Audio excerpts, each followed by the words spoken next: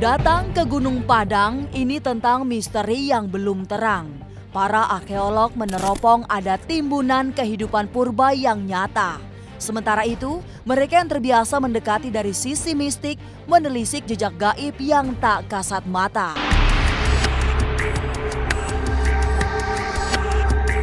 Berada di Kabupaten Cianjur, Gunung Padang terlanjur menjadi suar segala yang di luar nalar. Inilah menara metafisika yang tidak mudah dijamah. Karena konon ada harta karun terpendam piramida raksasa yang terkubur, serta sisa singgasana Sang Siliwangi, raja utama dalam legenda Sunda. Tapi memang, datang ke Gunung Padang ada yang langsung terpasung, nyali menciut oleh kerut peradaban yang hanya bisa dipandang dengan hati lapang. Lantas sedalam apa lumpur misteri Gunung Padang? Mari menyusur selasar di luar nalar.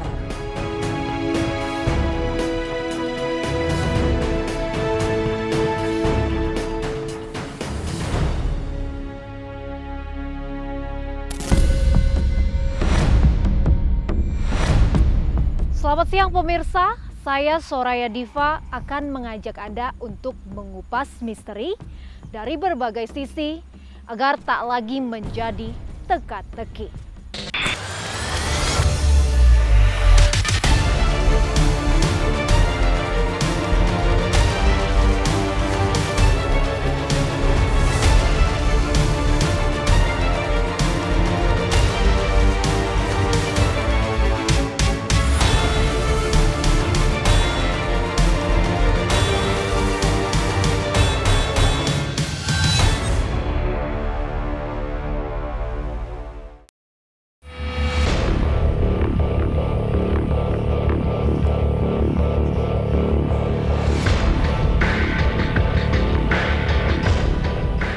Diklaim sebagai cagar budaya nasional, situs megalitikum Gunung Padang yang bertempat di Desa Karya Mukti, Kabupaten Cianjur ini memang sangat kental akan nilai sejarah arkeolog purbakala.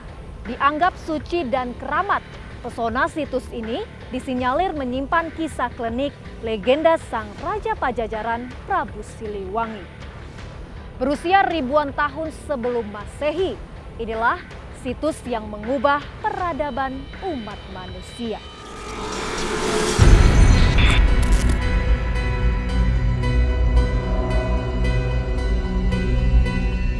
Berada di pucuk bukit di Kecamatan Cempaka, Cianjur, Gunung Padang adalah tentang segala yang belum benderang.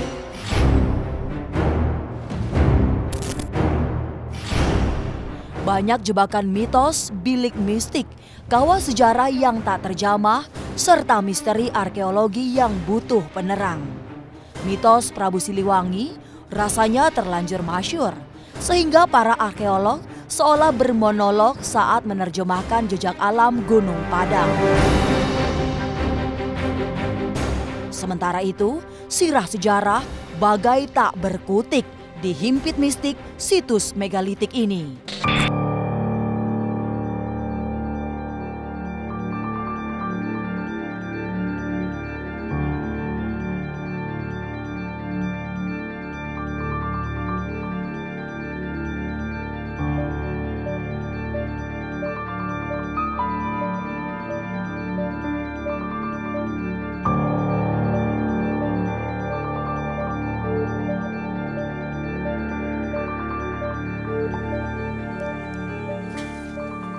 Nah pemirsa, saat ini saya sudah berada di kaki Gunung Padang dan tepat di belakang saya ini adalah tangga menuju ke atas Gunung Padang yang kurang lebih 300 meter.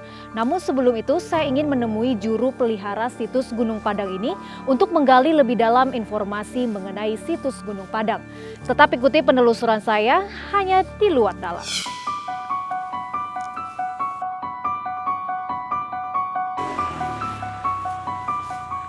Assalamualaikum Pak.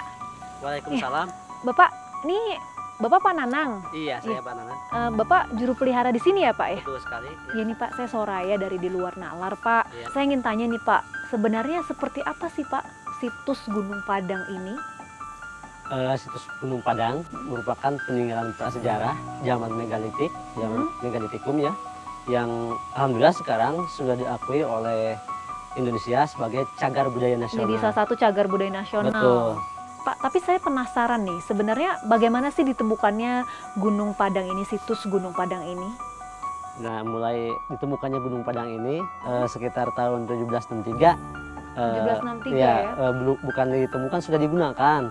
Kemudian di era tahun 1979 itu dibuka oleh warga sekitar untuk ladang pertanian, lahan. Oh, dijadikan oleh Betul. warga setempat Iya. ya?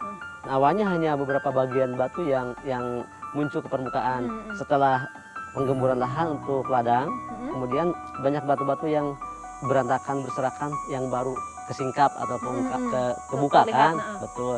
Nah, setelah itu baru oleh 3 orang petani yang namanya Pak Suma, Pak Endi dan Pak Abidin dilaporkanlah ke Kecamatan Campaka, ke Kabupaten Cianjur sampai ke Pusat Arkeologi Nasional dengan Arkenas ya, didampingi dengan Universitas UI dari arkeologi waktu itu. Kemudian ada survei, ada dokumentasi waktu itu, kemudian ada ekskavasi, penggalian, dan di era tahun 1980-82 ada ekskavasi awal. Nah, baru ketemu semuanya itu ada 5 tingkatan atau 5 undakan. Ya, sejak baru terbukti ya, karena betul dilakukan penelitian. Ya, nah setelah itu baru dinamakan sebagai punden berundak situs Gunung Padang. Asumsi saya begini aja lah, kalau ditanya bagaimana sih Gunung Padang. Gunung Padang ini buat saya situs tua atau tinggalan leluhur yang usianya sangat tua, melebihi Masehi lah, atau bahkan melebihi dari apa yang ada di piramid atau segala macam. Jadi kalau karena kebetulan saya basicnya dari biologi, kemudian melihat karbon datingnya tidak di satu tempat, hasil penelitian satu kelompok peneliti, itu saya percaya bahwa itu sebenarnya umurnya seperti itu. Taruh kata sekitar 10.000 tahun sebelum Masehi.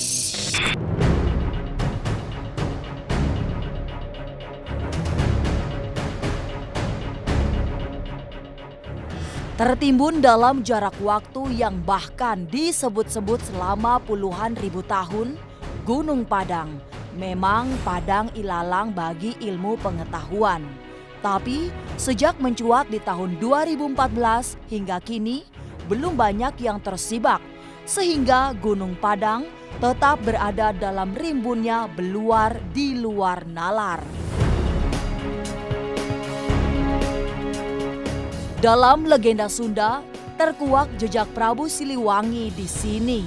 Ada yang tak percaya, tapi lebih banyak yang meyakini. Karena sisa singgasana Siliwangi kini menjadi tempat paling keramat di Gunung Padang. Pak, tapi kenapa sih Pak sebelumnya dinamakan situs Gunung Padang gitu? Apa ada arti tertentu gitu? Yang saya ketahui ya sejak dahulu dari zaman Abah ya, zaman Hidup Kunci dulu, tokoh-tokoh masyarakat memang sudah Gunung Padang. Okay. Nah, kalau kita mengacu ke definisi atau pengertian Padang, Padang itu artinya terang. Nah, jadi pengertian Gunung Padang itu gunung yang terang atau gunung yang bercahaya seperti itu. Tapi memiliki arti yang sangat dalam sekali kalau dihubungkan dengan ilmu-ilmu budaya dari leluhur dulu seperti itu. Tadi selain Bapak bilang ditemukannya batu-batu yang menjadi undakan gitu ya Pak ya, ada apa aja sih Pak sebenarnya di situs Gunung Padang ini? Di atas itu selain mata air, di teras pertama kan ada batu musik, batu musik purba. Kemudian di teras 2 dikenal dengan batu kursi, itu istilah budaya dulu ya. Nah, kemudian ada batu relief atau ukiran kujang. Relief atau ukuran kujang di teras 3. Betul. Kemudian ada jejak di batu itu identik dengan jejak maung. Maung. Ya, maung gitu. Maung itu harimau, tapi pengertian di Gunung Padang itu dalam filosofi ya, bahasa Kirata maung itu bukan mengartikan harimau itu menurut orang tua dulu. Ada hubungan dengan manusia unggul seperti itu. Ya, itu seperti yang saya ketahui seperti itu. Di teras 4 ada yang namanya batu pengujian, itu hanya simbol juga ya, simbol. Dan di teras kelima ada singgasana raja yang identik dengan menurut ilmu budaya ya. Kearifan lokalnya tempat singgahnya yang Prabu seperti itu. Oh, Prabu Siliwangi. Iya, menurut orang tua dulu seperti itu. Nah, memang banyak berita beredar bahwa situs Gunung Padang ini selalu dikaitkan dengan sang raja Pajajaran ya, Prabu Siliwangi.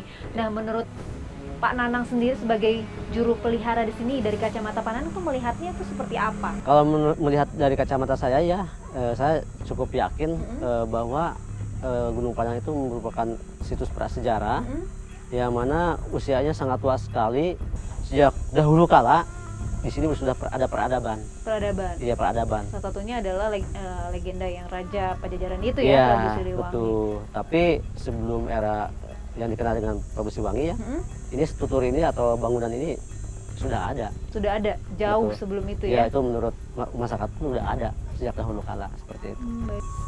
Nah, pemirsa, memang situs Gunung Padang ini ternyata sangat menarik karena memang usianya juga sudah ada sebelum peradaban, dan konon katanya ada yang bilang 2500 sebelum Masehi, bahkan 7000 sebelum Masehi. Namun memang untuk usia dari situs Gunung Padang ini masih membutuhkan kajian atau penelitian lebih dalam lagi, dan saat ini saya semakin penasaran. Pak, boleh temenin saya melihat lebih dekat, Pak? Boleh, langsung aja ke atas. Langsung aja ke atas ya. Ya. Nah, kita akan mencoba untuk ke atas untuk melihat lebih dekat lagi situs Gunung Padang. Tetap di luar nalar. Mari Pak, lewat sini ya. Iya, lewat sini. Gunung Padang sebenarnya di dalam peta nggak ada. Itu Gunung Campaka. Lokasinya di Kecamatan Campaka, Cianjur, Kabupaten. Jadi yang namanya Gunung Padang itu baru aja itu nama dibuat ya kan oleh orang yang mengaku menemukan ya kan, menemukan gunung, hebat juga itu orang.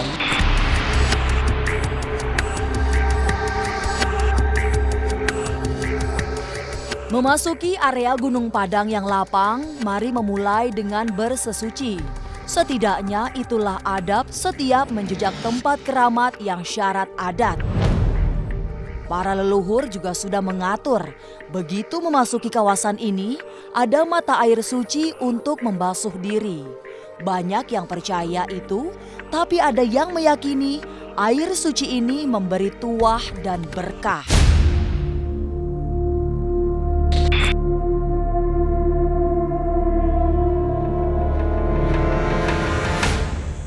Ini dia ya Pak, Iya, sumur sumur Cikahuripan. Cikahuripan. Ya.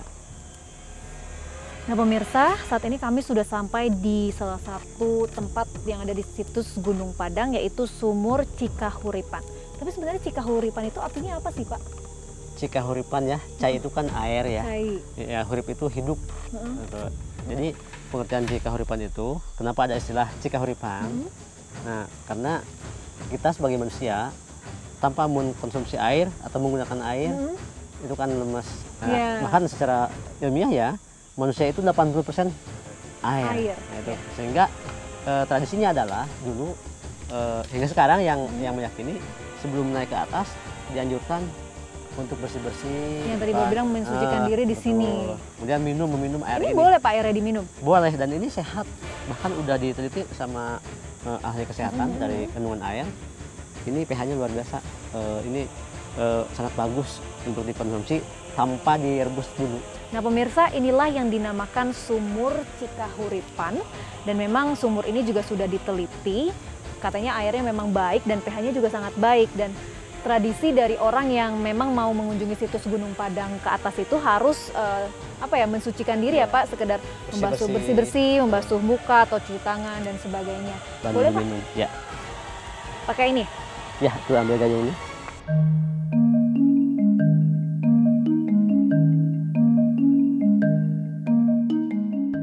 Nah pemirsa, memang airnya terlihat sangat jernih, Bahkan tidak hanya digunakan oleh pengunjung untuk mensucikan diri, tapi juga digunakan oleh penduduk sekitar. Dan airnya memang diambil dari sumur Cikahuripan ini langsung. Terlihat banyak selang di sini untuk memasok air untuk kebutuhan warga ya.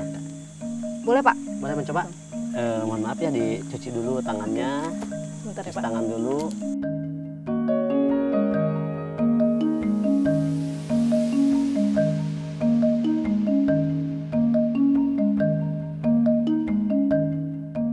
Selain berfungsi untuk bersesuci, mencoba mata air Gunung Padang bisa membawa hidup terang.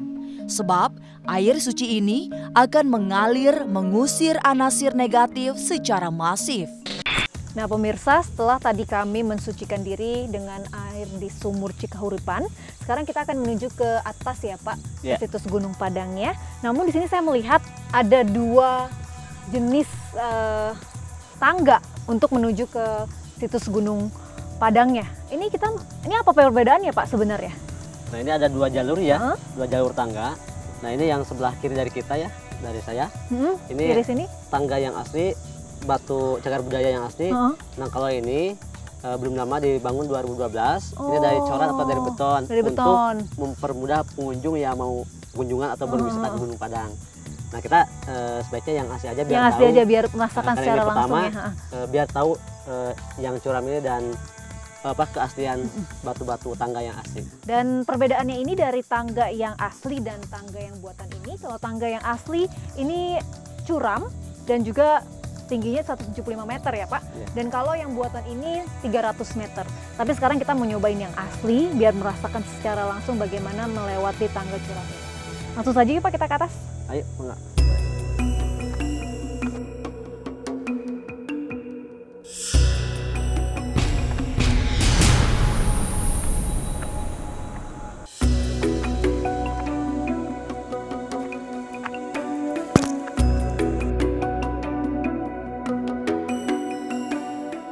Setelah segar dengan padang benderang diseka mata air suci, bersegeralah melangkah.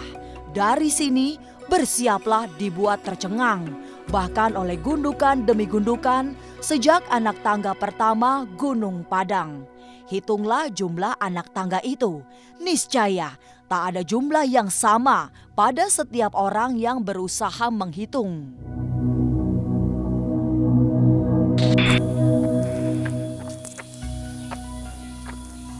Capek juga ya Pak.